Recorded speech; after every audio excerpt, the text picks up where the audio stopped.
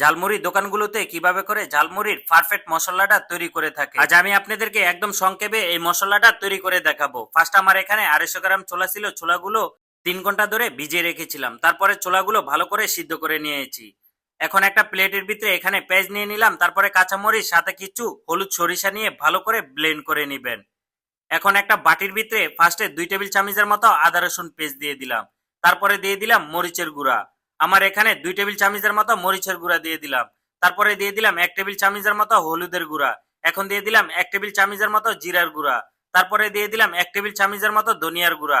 এখন দিয়ে দিলাম হাফ টেবিল চামচের মতো গরম মশলা।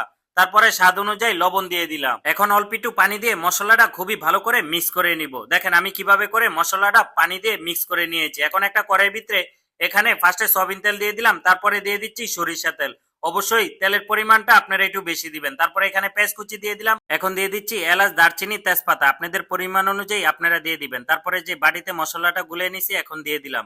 তারপরে যে ব্লেন্ড করেছি ব্লেন্ড করা মশলাটা এখানে দিয়ে দিলাম।